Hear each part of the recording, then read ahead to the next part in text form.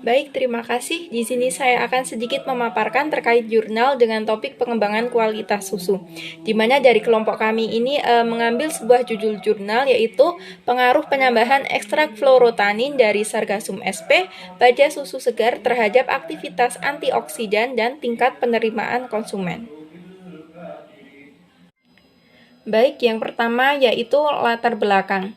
Hal yang melatar belakangi peneliti melakukan penelitian terkait ekstrak fluorotanin pada susu yaitu karena adanya peningkatan stres oksidatif pada manusia yang disebabkan oleh adanya ketidakseimbangan antara oksidan dengan antioksidan yang menginduksi peningkatan spesies oksigen reaktif. Hal ini dapat menyebabkan berbagai penyakit seperti dermatis, kanker, penuaan pada kulit, dan peradangan.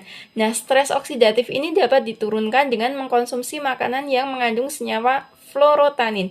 Salah satunya berasal dari Sargassum sp. Di sisi lain, produk susu merupakan salah satu produk peternakan yang sering dikonsumsi oleh masyarakat Indonesia. Oleh karena itu, perlu dilakukan penelitian terkait pengaruh penambahan ekstrak fluorotanin dari Sargassum pada susu segar terhadap aktivitas antioksidan dan tingkat penerimaan konsumen. Nah, dari penelitian tersebut diperoleh hasil bahwa penambahan sargasum sebanyak 0,5% dan 0,25% pada susu tidak mempengaruhi nilai pH susu, sehingga pH susu masih sesuai dengan standar yang telah ditetapkan pemerintah, yaitu sekitar 6,3 sampai dengan 6,8. Kemudian pada aktivitas antioksidan susu memiliki pengaruh nyata terhadap peningkatan antioksidan susu dengan penambahan sargasum sebanyak 0,25% dan 0,5%, di mana nilai aktivitas antioksidan yang paling baik ditunjukkan dengan penambahan sargasum sebanyak 0,5% yang akan menaikkan kadar antioksidan susu hingga 15%.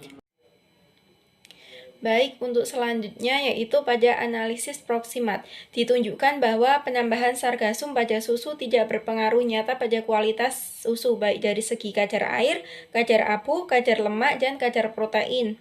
Sehingga penambahan sargasum pada susu masih bisa diterima. Kemudian terkait tingkat penerimaan konsumen kenampakan di mana diperoleh hasil bahwa penambahan sargasum pada susu memberikan efek sedikit amis pada susu. Baik, berikutnya yaitu terkait kesimpulan.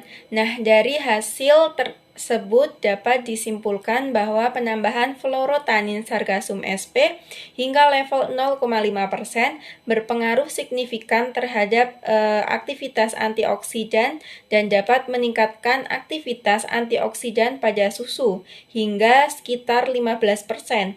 Nah, penambahan fluorotanin Sargassum sp hingga 0,5% tidak berpengaruh signifikan terhadap nilai pH, komposisi kimia, dan tingkat kesukaan kenampakan susu, namun berpengaruh signifikan terhadap tingkat kesukaan aroma dan rasa.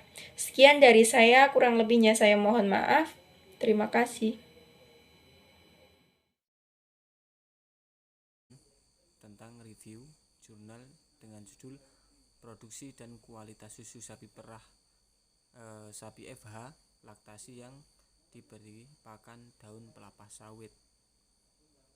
Sapi perah di Indonesia banyak dipelihara oleh para peternak. Para peternak di Indonesia ini banyak memelihara sapi perah dengan jenis sapi FH, yaitu sapi Friesian Holstein. Sapi FH ini memiliki produktivitas lebih tinggi dibandingkan dengan sapi jenis lainnya. Produktivitas sapi dipengaruhi oleh beberapa faktor, diantaranya yaitu pakan yang diberikan. Lalu dengan faktor di Indonesia ini penyediaan pakan tergolong sangat sulit pada saat musim kemarau, sehingga diperlukan pakan alternatif lainnya. Pakan alternatif yaitu salah satunya berupa daun pelepah sawit yang bisa diberikan kepada sapi ternak. Pada jurnal ini pemberian pelepah daun pelepah sawit ini diberikan perlakuan yaitu 25%, 50%, serta 75%. Sedangkan pada hijauan digunakan yaitu rumput raja yang diberikan sebanyak 100%, 75%, 50%, serta 25%. Dalam uji ini dilakukan 4 percobaan, di mana sapi Eva ini diberikan 60% hijauan dan 40% konsentrat berupa ampas tahu. Hijauan ini terdiri dari campuran antara rumput raja dengan rumput atau dengan daun pelepah sawit.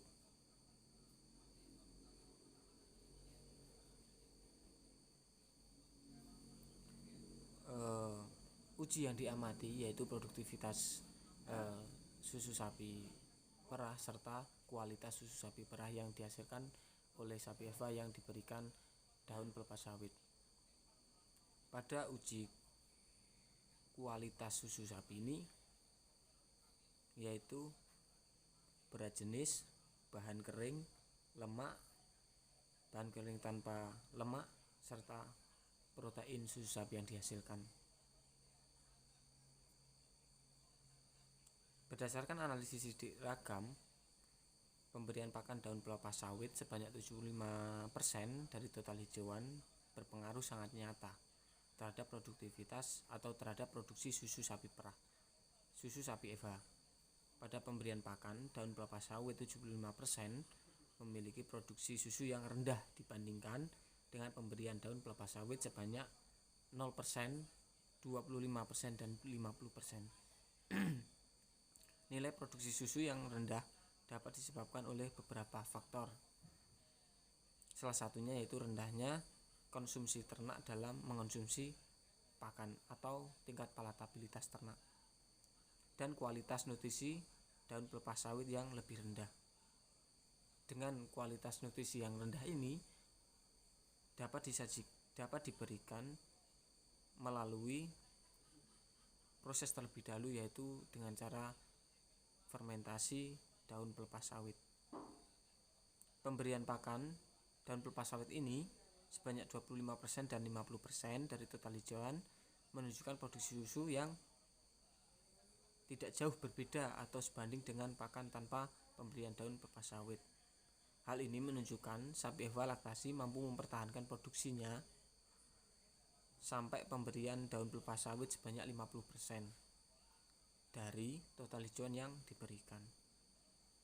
Dari review jurnal ini dapat disimpulkan bahwasannya perlakuan terbaik pemberian pakan daun pelepah sawit untuk kualitas susu dan produktivitas susu sapi Eva yaitu sebanyak 25% dari total hijauan yang diberikan.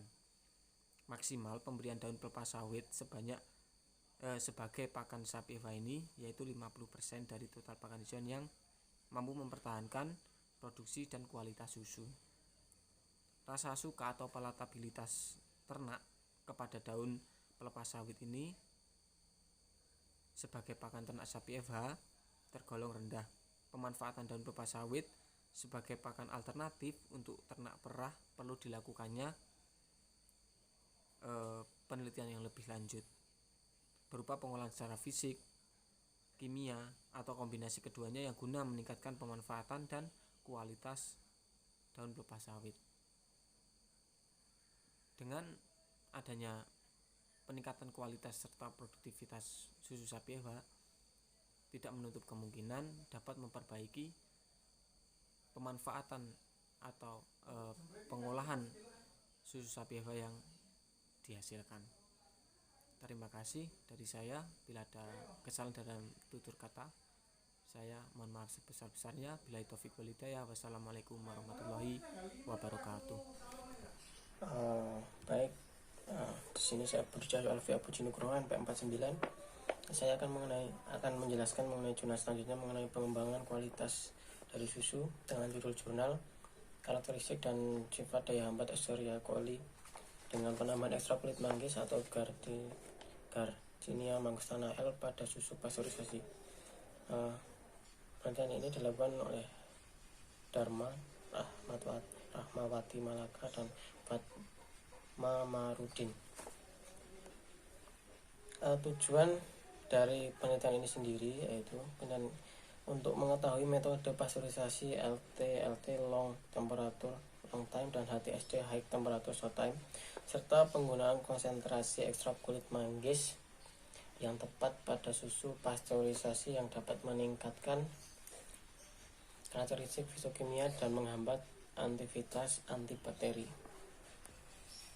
Untuk metode dari penelitian ini sendiri, penelitian ini dilakukan secara eksperimental dengan menggunakan rancangan acak lengkap RAL pola faktorial 3x5 dengan 3 ulangan yang terdiri dari 2 faktor.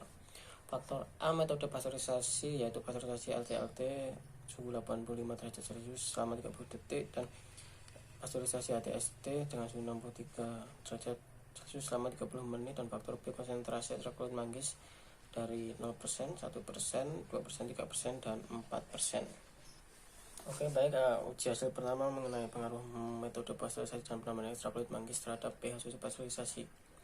Dalam penelitian ini bahwa ekstrak kulit manggis tidak berpengaruh nyata terhadap pH susu pasteurisasi. Yang kedua, metode pasteurisasi yang digunakan juga tidak berpengaruh nyata terhadap nilai pH susu pasteurisasi. Pada metode LT-LT menunjukkan pH rata-rata 6,63 dan pada HTST menunjukkan pH rata-rata 6,44.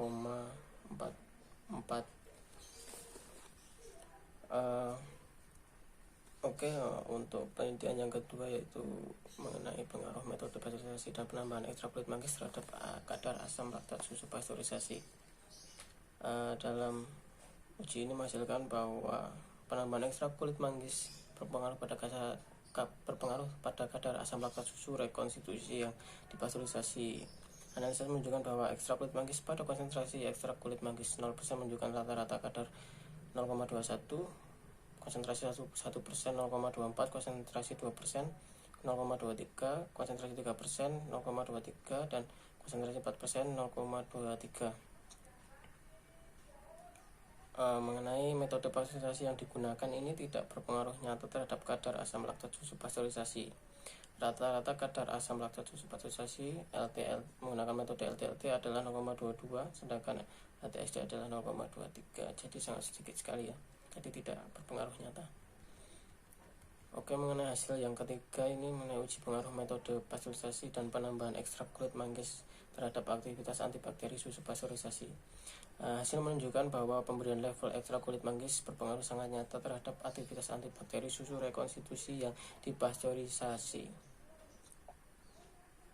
Penambahan konsentrasi ekstrak kulit manggis terhadap Escherichia coli pada level 0,1, 0,01, 0%, 1%, 2%, dan 3% ini memiliki pengaruh terhadap aktivitas antibakteri.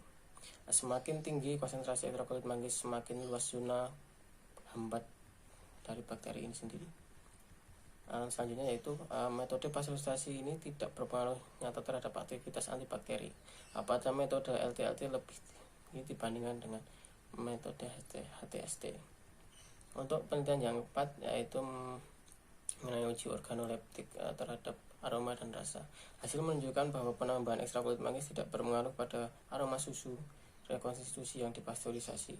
Aroma kulit manggis sangat khas tapi tidak begitu berpengaruh terhadap susu rekonstitusinya karena level susu yang ditambahkan dan ekstrak kulit manggis yang bersama.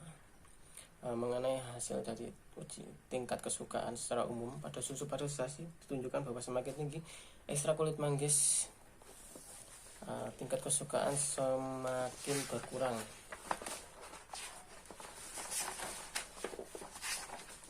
Namun di sini perbedaan rasa suka ataupun tidak suka penulis adalah tergantung kesukaan penulis terhadap masing-masing perlakuan dengan konsentrasi ekstrak kulit manggis yang berbeda, sebab tingkat kesukaan terhadap suatu produk merupakan adalah relatif. Untuk kesimpulan dari penelitian ini yaitu penambahan ekstrak kulit manggis pada susu rekonstitusi yang dipasteurisasi tidak berpengaruh nyata terhadap pH, asam laktat, aroma susu, dan rasa susu. Penambahan ekstrak kulit manggis pada susu rekonstitusi yang dipasteurisasi dapat menjadi antibakteri terhadap Escherichia coli. Aktivitas antibakteri tertinggi pada penambahan ekstrak kulit manggis pada konsentrasi 3% dengan metode LT-LTE. Semakin tinggi ekstrak kulit manggis, tingkat kesukaan semakin berkurang. Namun sebaiknya susu yang dipasteurisasi sebaiknya 3% penambahan pada ekstrak kulit manggisnya, karena pada konsentrasi ini susu rekonstitusi yang dipasteurisasi baik secara organoleptik, baik aroma dan rasa, dan dapat menghambat pertumbuhan bakteri Escherichia coli dan zona hambatnya yang kuat. Baik, terima kasih. Sekian penjelasan dari saya. Assalamualaikum warahmatullahi wabarakatuh. Perkenalkan, nama saya Siti Maisaroh, NPM 31. Di sini saya akan mereview jurnal yang berjudul Karakteristik Susu Pasteurisasi dengan Penambahan Ekstrak Daun Aileru Laures dari jurnal Maitimu dan kawan-kawan 2013. Latar belakang penelitian ini adalah karena penambahan ekstrak daun aileru yang tumbuh di Pulau Moa, Kabupaten Maluku Barat Daya terbukti menambah masa simpan susu pasteurisasi. Tetapi belum adanya data mengenai karakteristik biokimia daun aileru maupun data karakteristik mikrobiologi, kimia, dan sifat organoleptik susu dengan perlakuan penambahan daun aileru. Materi yang digunakan berupa susu pasteurisasi, daun aileru, dan larutan kimia yang dipakai untuk menganalisa. Peralatan yang digunakan dalam penelitian ini berupa peralatan analisa kimia, fisik, mikrobiologis, dan organoleptik.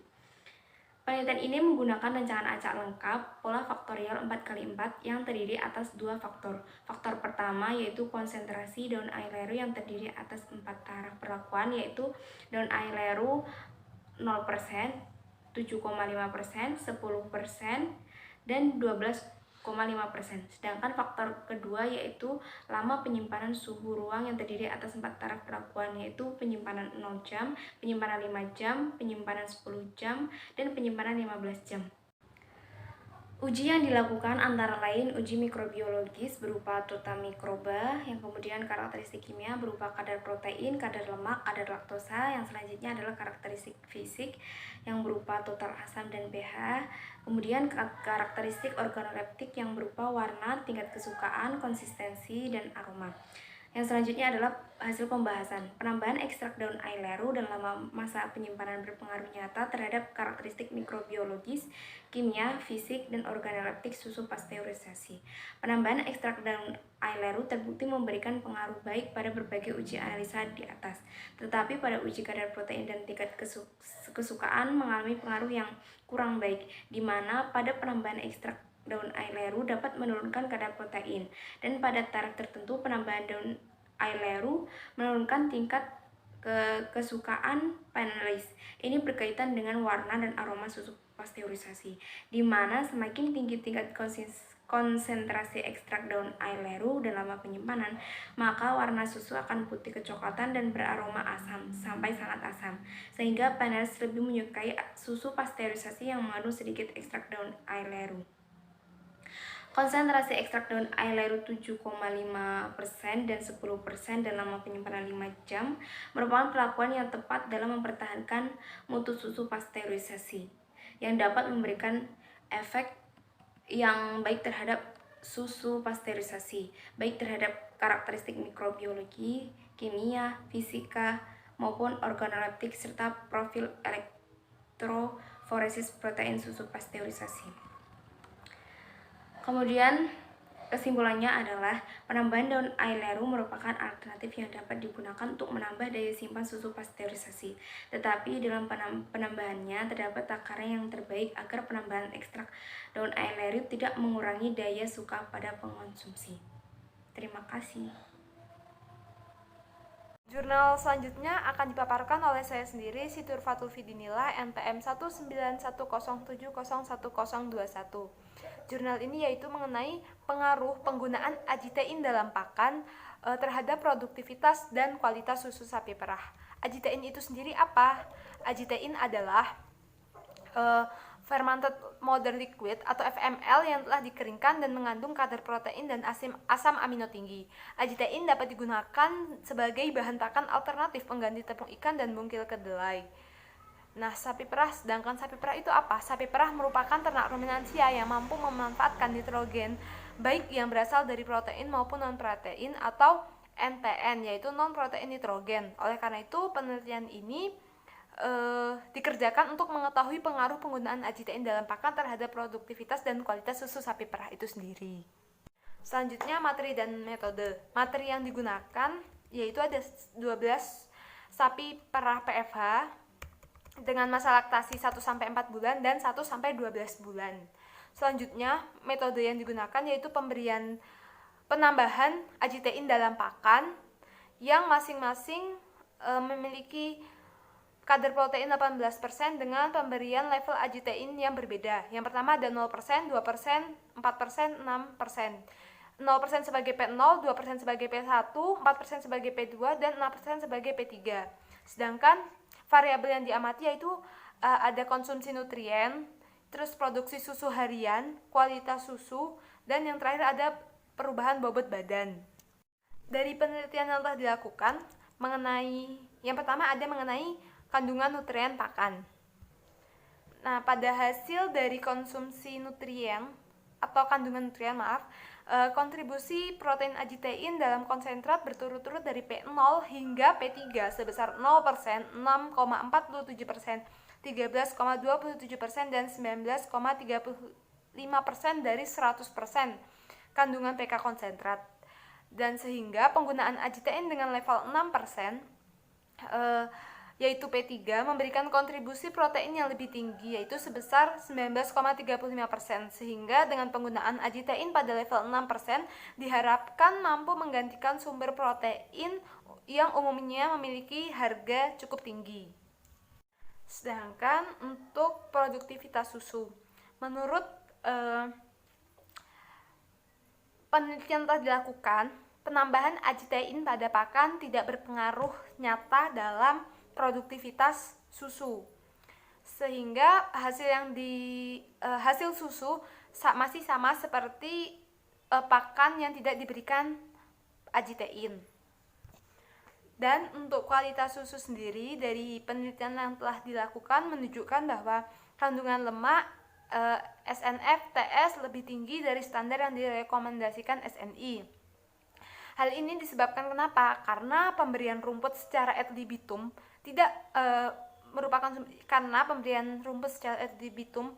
sedangkan rumput itu merupakan sumber serat kasar yang menghasilkan asam asetat yang merupakan prekursor untuk sintesa lemak susu, sehingga dapat mengakibatkan kandungan lemak susu. Selain itu, kontribusi protein juga berperan karena memiliki kandungan senyawa asam-asam amino bebas yang cukup tinggi dan dapat meningkatkan laju pertumbuhan mikrobarumen, sehingga akan meningkatkan kecernaan serat kasar dan pasokan asam amino yang dibutuhkan oleh ternak. Sehingga kesimpulan yang dapat saya sampaikan mengenai penelitian penggunaan agitein dalam pakan ini yaitu tidak berpengaruh nyata terhadap kualitas dan produktivitas susu. Akan tetapi penggunaan agitein ini dapat menurunkan harga pakan untuk memproduksi susu per kilogram, karena harga agitein ini termasuk murah daripada pakan sumber protein yang ada di pasaran. Sekian dari saya. Wassalamualaikum warahmatullahi wabarakatuh. Baik, terima kasih atas waktunya. Di sini saya akan menjelaskan mengenai review jurnal yang berjudul tentang produksi dan komposisi susu kambing peranakan Etawa melalui pemberian ekstrak meniran.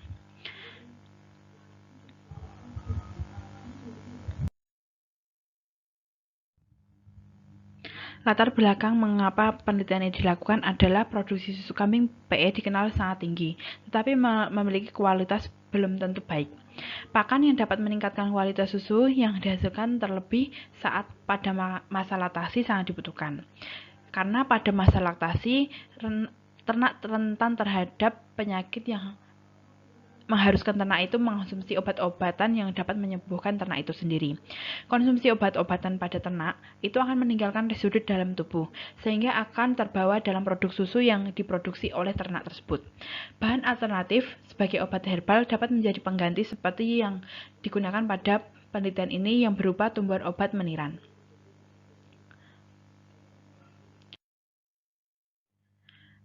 Penelitian ini menggunakan ekstrak meniran yang diekstrak sebagai cairan.